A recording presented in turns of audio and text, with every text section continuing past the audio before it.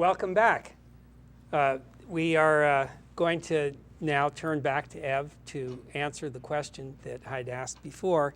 At what point might broadband, high capacity broadband that is, become the kind of infrastructure that is comparable to railroads, canals, electricity, where government involvement in partnership with the private sector is what is necessary to take us to the next level? Look, well, certainly not now, and I say that for two reasons. First, private capital was not prepared to build without government help, and in fact, as it has in the case of broadband, often in the face of government interference, the networks that we're talking about. Credit Mobilier was involved in the railroads in the Grant administration because there was no alternative, and the same thing was true for canals. But more, isn't that Jim's point?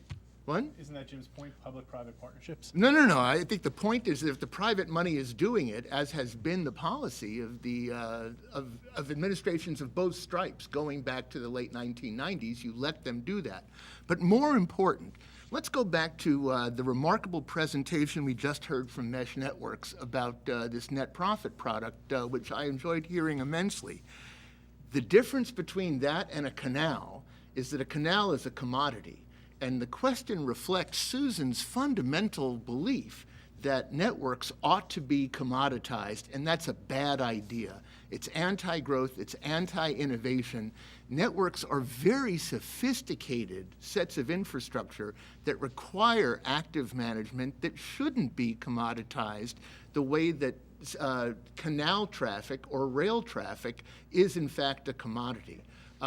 What we continually hear out of these advocates is that we ought to have something that I think Susan and the late Ted Stevens would agree are a series of dumb pipes. And we don't want a dumb pipe network. We want a network that's sophisticated, that's elegant, that has the ability to be improved through engineering and optimization.